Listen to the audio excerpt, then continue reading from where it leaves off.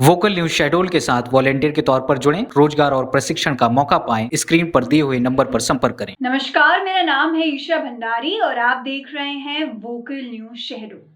मंगलवार को शहडोल जिले के खाद्य एवं नागरिक आपूर्ति उपभोक्ता संरक्षण विभाग के प्रमुख सचिव फैज अहमद किदवई की उपस्थिति में एक समीक्षा बैठक हुई। अधिक जानकारी के लिए बढ़ते हैं हमारे सहयोगी अमन की ओर। जी अमन, फिर एक समीक्षा बैठक हुई है जो खाद्य एवं नागरिक आपूर्ति उपभोक्ता संरक्षण विभाग द्वारा की गई। तो पहले तो क्या कुछ चीजें सामने आई हैं और कैसे कुछ इनका निराकरण हेतु प्रमुख सचिव द्वारा आदेश दिए गए हैं?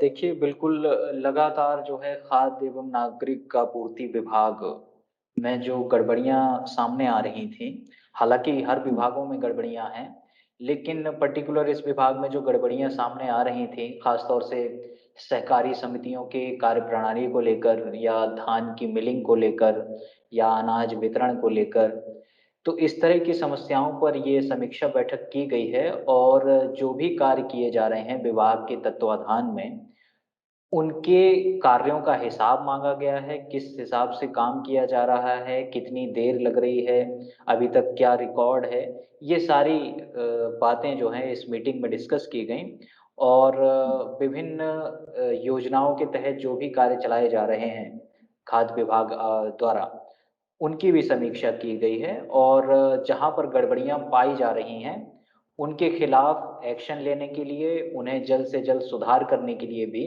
इस समीक्षा बैठक में निर्देश दिया गया है। जी। अमन, आप गड़बड़ी की बात कर रहे हैं तो कुछ समय पहले 35 लाख की गड़बड़ी का मामला भी सामने निकल कर के आया था। क्या कुछ हुआ था उस समय अमन? जी, बिल्कुल देखिए ये सहकारी समितियाँ जो धान उपार्जन के फसल उपार्जन के क्षेत्र में काम करती हैं विभिन्न इलाकों में या धान मिलिंग से संबंधित कार्य करती हैं या राशन आवंटन से संबंधित कार्य करती हैं।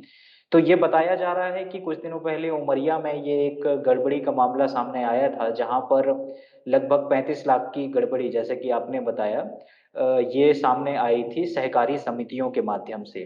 सहकारी समितियाँ या तो भुगतान में या फिर जो अनाज आवंटन है, उसमें गड़बड़ी कर रही थी, घटिया क्वालिटी का सामान दे रही थी या ज़्यादा कीमत वसूल करके उन्हें सामान दिया जा रहा था। तो इस तरह का जो ये मामला है, ये लगभग 35 लाख गड़बड़ी का, ये सामने आया था और इसी को देखकर ये बैठक आयोजित की गई है और सहकारी समितियों द्वारा जहाँ-जहाँ भी गड़बड़ी की सूचनाएँ मिल रही हैं लोगों से, वहाँ-वहाँ ये खाद्य और आपूर्ति विभाग जो है वो कार्यवाही कर रहा है और सहकारी समितियों से उनके काम का हिसाब माँग रहा है।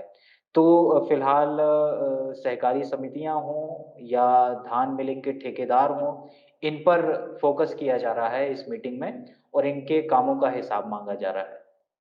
जी, बिल्कुल अमन। लेकिन अमन, यदि हम बात करें इन समीक्षा बैठकों की, तो क्या इनकी किसी भी प्रकार का फ़ायदा होता हुआ नज़र आ रहा है? क्योंकि प्रशासन द्वारा इन बैठकों में बोलीबाज़ी कर दी जाती है, लेकिन फिर ये ज़मीनी हकीकत जानने की कोशिश नहीं करते। तो कितनी सच्चाई है इन बैठकों में? क्या पहले जो बैठकें हुई थी, उन पर कार्यवाही हुई है? क्या बैठकों में जो फैसले लिए गए, उस पर कार्रवाई होंगी? देखिए, बिल्कुल हर महीने में एक टाइमलाइन बैठक होती है, कलेक्टर ऑफ़िस में समीक्षा बैठक होती है। लेकिन स्थिति में जो है कोई ख़ास बदलाव होता हुआ नहीं दिखता है क्योंकि लोगों की शिकायतें वैसे ही बनी हुई हैं।